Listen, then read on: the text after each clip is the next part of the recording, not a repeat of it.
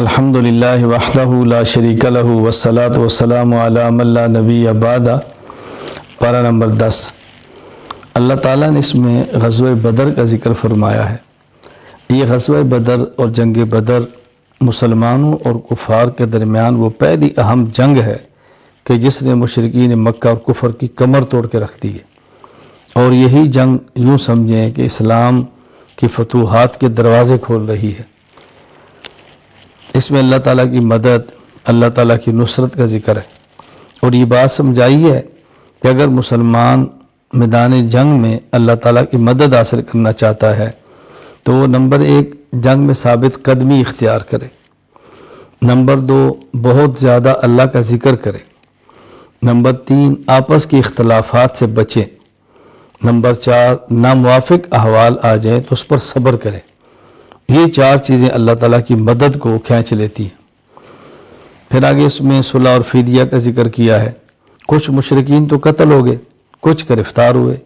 جو گرفتار ہوئے تو ان کو فدیہ لے کر رسول اکرم صلی اللہ علیہ وسلم نے آزاد فرما دیا، چھوڑ دیا، جنگی قیدی پھر نہیں بنایا، فدیہ دیا اور فارغ کر دیا۔ پھر اللہ تعالیٰ نے آخر میں سورہ اعراف کے آخر میں فرمایا کہ مسلمانوں کے بھائی ہیں، جب مسلمان مدد مانگے تو دینی چاہیے۔ اگر مسلمان کو ضرورت اور آدمی مدد نہ کرے تو اس سے فساد ہوتا ہے، فتنہ پھیلتا ہے، اور مدد کرنے سے فتنہ فساد ختم ہو جاتا ہے۔ اور آخر میں رسول اکرم صلی اللہ علیہ وسلم کی اللہ تعالیٰ نے عظمت شان کو بیان فرمایا ہے کہ یہ پیغمبر ایسے ہیں جو رحیم ہیں، پیغمبر ایسے ہیں شفیق ہیں، مومنین کے دکھ پہ بہت تکلیف محسوس کرتے ہیں۔ آپ کی عظمت کا ذکر فرمایا۔ سورہ توبہ، اس سورت کا نام سورہ توبہ ہے اس لیے کہ وہ مسلمان جو مخلصین تھے، رسول اللہ صلی اللہ علیہ وسلم کے عشاق تھے، صحابہ تھے، لیکن ایک جنگ میں غزوہ تبوک میں نہیں جا سکے، سچے دل سے انہیں توبہ کی ہے، تو اس بنیاد پہ سورت کا نام ہی سورہ توبہ رکھ دیا گیا ہے۔ اس سورہ توبہ کے آغاز میں سب سے پہلے اللہ تعالیٰ نے اپنی طرف سے، اپنے رسول کی طرف سے مشرکین سے برات کا اعلان فرما دیا ہے۔ پھر اس سورت میں اللہ تعالیٰ نے غزوہ حنین کا ذکر کیا ہے۔ یہ غزوہ حنین جو فتح مکہ کے بعد ہے۔ اب سمجھایا کیا ہے کہ اس میں مسلمان تعداد میں زیادہ تھے، کفار کم تھے، لیکن پہلی دفعہ حملہ ایسے ہوا کہ کافر غالب ہو گئے۔ مسلمانوں کے ذہن میں تو ہماری یہ تعداد بہت زیادہ ہے، ہم تو غالب آ ہی جائیں گے۔ پھر مسلمان غالب آئے ہیں، یعنی جنگ کا جو نتیجہ مسلمانوں کے حق میں ہے۔ یہ بات ایک سمجھانے کے لیے تھی کہ تمہاری کثرت اور طاقت پہ نظر نہیں ہونی چاہیے، اللہ تعالیٰ کی مدد، نصرت اور توکل پر نظر ہونی چاہیے۔ پھر اس میں غار ثور کا ذکر کیا ہے کہ رسول اکرم صلی اللہ علیہ وسلم مکہ مکرمہ سے ہجرت فرما کے مدینہ منورہ جا رہے ہیں، راستے میں غار میں رکے ہیں، ثانیہ اثنین۔ اس میں رسول اکرم صلی اللہ علیہ وسلم کے ساتھی ابو بکر صدیق رضی اللہ تعالیٰ عنہ تھے۔ صحابہ کرام رضی اللہ تعالیٰ عنہ مجمعین میں سے ہر ایک صحابی کی کوئی نہ کوئی خصوصیت ہوتی ہے۔ صدیق اکبر رضی اللہ تعالیٰ عنہ کی خاص صفت یہ ہے کہ قرآن کریم نے اس شخص کو صحابی کہا ہے، اذ یقول لصاحبہ لا تحزن۔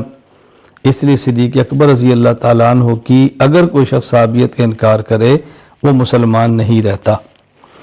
آگے اللہ تعالیٰ نے اسی صورت میں مشرکین اور اہل کتاب کے ساتھ جہاد کا حکم دیا ہے، پھر جہاد کے احکام بیان فرمائے ہیں اسی صورت میں۔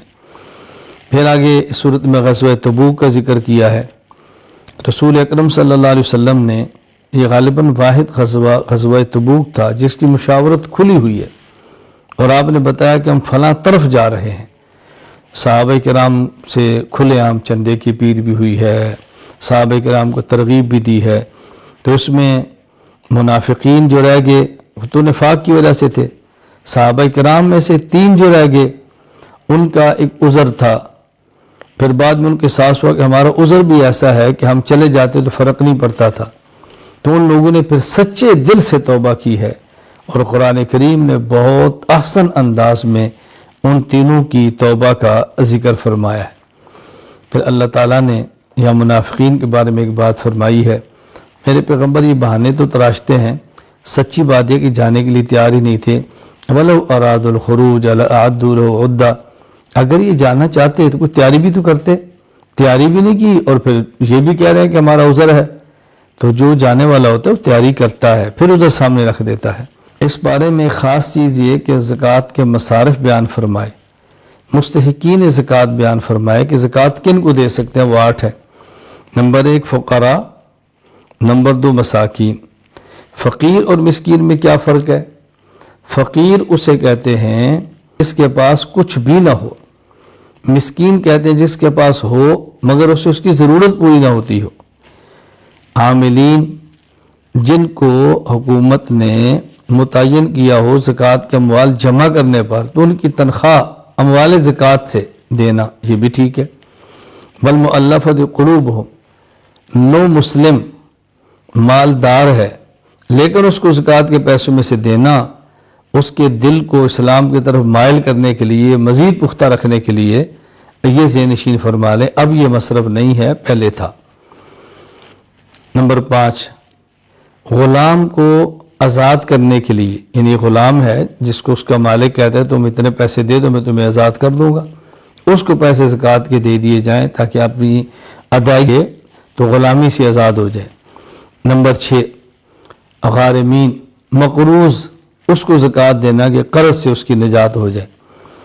فی سبیل اللہ، جو مجاہد ہے اللہ کے راستے میں نکلا اس کو دینا، علم حاصل کرنے کے لیے نکلا ہے اس کو دینا، غریب ہے مستحق ہے دعوت کے لیے نکلا ہے اس کو دینا، یعنی وہ آدمی جو مسافر ہے دین کے لیے اور اس کے مالی حالات کمزور ہیں تو زکوٰۃ کے مال سے اس کی مدد کر دینا۔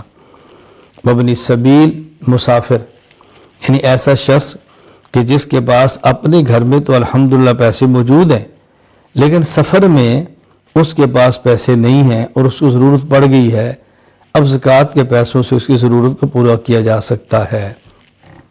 اللہ تعالی ہم سب کو احکام شریعت پر مکمل عمل کرنے کی توفیق عطا فرمائے۔ وآخر دعوانا ان الحمد للہ رب العالمین۔